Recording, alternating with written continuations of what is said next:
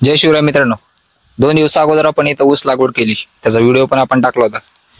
आता त्यानंतर आपण ऊसाला पाणी द्यायला चालू केले, कारण की पाऊस बंद झालाय आणि नवीन ऊस लावलेला ते टिपरे सुकू नये म्हणून आपण पाणी चालू केलं. त्या अगोदर सकाळी आपण ऊसाला खात टाकून घेतले.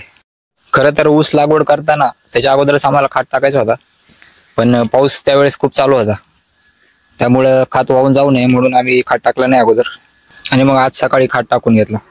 तसं तर आज सकाळपासूनच वातावरण ढगाळ होतं, ऊन वगैरे काही पडलेलं नव्हतं सकाळपासूनच, त्यामुळं आज सकाळी खात टाकून घ्यायचा होता. आणि दुपारनंतर जर पाऊस आला तर ऊस भिजवायची गरज पडणार नाही, पण दुपारनंतर पूर्ण कडक ऊन पडलं होतं आणि ऊसाचे कांडे पण सुकायला लागले होते, त्यामुळे मग दुपारनंतर मोटर चालू केली.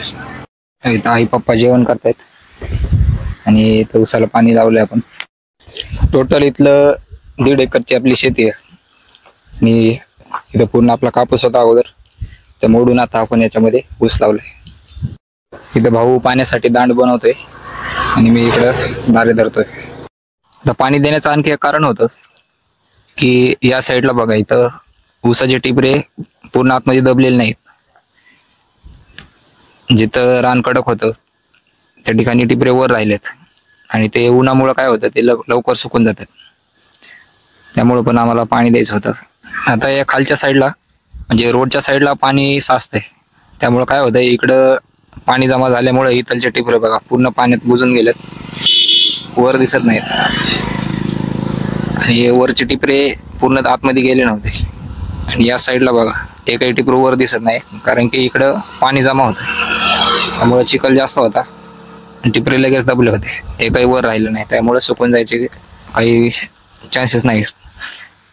पण अर्ध्यापासून वरती उताराचं रान असल्यामुळं इथं रान कडक आलेलं होतं आणि हे टिपरे वर राहिलेत.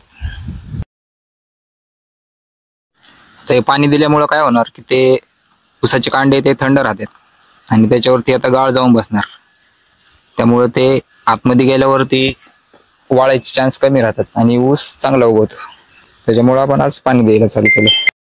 कसा वाटला व्हिडिओ? आवडला तर लाईक करा, कमेंट करा, शेअर करा आणि फॉलो करायला विसरू नका. धन्यवाद.